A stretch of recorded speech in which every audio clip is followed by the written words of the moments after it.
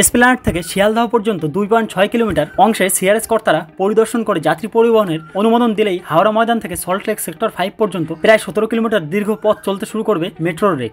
Green লাইনের এই অংশ যখন যাত্রী পরিবহনের জন্য পুরোপুরি তৈরি, ঠিক তখনই গ্রিন লাইনের সম্প্রসারণের কাজও শুরু করে দিল মেট্রো। সল্টলেক সেক্টর 5 থেকে তেঘরিয়া পর্যন্ত অংশে যে পথে মেট্রো চালানো হবে সেই পথ চিহ্নিতকরণ বা ডিমার্কেশনের জন্য বিজ্ঞপ্তি জারি করা হয়েছে। সল্টলেক সেক্টর 5 থেকে হলদিরাম বা তেঘরিয়া পর্যন্ত মেট্রো রেল চালানোর জন্য যে রুট বাছা হয়েছিল তার দৈর্ঘ্য 6.5 কিলোমিটার। সেক্টর 5 ছাড়ার পর যথাক্রমে কৃষ্ণপুর, কেষ্টপুর, বাগুইহাটি এবং রঘুনাথপুর পার করে তেঘরিয়া পৌঁছানোর কথা মেট্রোর। তবে গ্রিন লাইনের এই সম্প্রসারিত অংশের নির্মাণ নিয়ে গোড়া থেকেই রাজ্য সরকারের সঙ্গে মেট্রো কর্তৃপক্ষের মতবিরোধ। মেট্রো চেয়েছিল এই অংশের নির্মাণের খরচ রাজ্যের সঙ্গে আধাআধি ভাগ করে নিতে, কিন্তু তাতে রাজ্য সরকার উৎসাহী ছিল না। এ বিষয়ে একাধিকবার বৈঠক সফল না হওয়ার পরে শেষ পর্যন্ত কলকাতা মেট্রোর তরফে রেল বোর্ডকে প্রকল্পের পুরো খরচই বহন করতে বলা হয়। প্রকল্পের জন্য খরচ 2265 কোটি টাকা। কলকাতা মেট্রোর কর্তারা বলছেন, রেলমন্ত্রী গোড়া থেকেই জানিয়ে আসছেন জমি অধিগ্রহণ নিয়ে সমস্যা না হলে নির্মাণের জন্য বরাদ্দ অর্থ কখনো বাধা হবে না। গ্রিন লাইন সম্প্রসারণের পরিকল্পনা প্রথম থেকেই ছিল। কয়েকটি ধাপে ওই কাজ হওয়ার কথা, প্রথম দিকে ধাপগুলি অতিক্রম করা হয়েছে,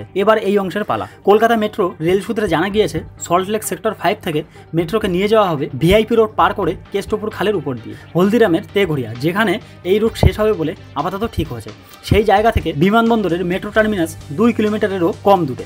গ্রিন লাইনের এই অংশটি পুরোটাই এলিভেটেড করা হবে বলে পরিকল্পনা করা হয়েছে। তবে হলদিরাম স্টেশন থেকে দিনের শেষে মেট্রো রেকগুলিকে বিমানবন্দর টার্মিনাসে নিয়ে যাওয়ার পরিকল্পনা থাকলে সুড়ঙ্গ পথে সেই ব্যবস্থা করতে হবে। তো এই বিষয়ে বন্ধুরা আপনাদের কি মতামত ভিডিওর কমেন্ট সেকশনে অবশ্যই কমেন্ট করে জানাবেন। আর ভিডিওটি এখনো লাইক না করে থাকলে প্লিজ একটি লাইক করবেন, কারণ আপনার একটি লাইক আমার জন্য খুবই গুরুত্বপূর্ণ। পাশাপাশি চ্যানেলটি সাবস্ক্রাইব করবেন পরবর্তীতে এমনই নলেজেবল ভিডিও সবার আগে পাওয়ার জন্য। সবাই ভালো থাকবেন, সবাইকে ভালো রাখবেন। Thank you so much. জয় হিন্দ, বন্দে মাতরম।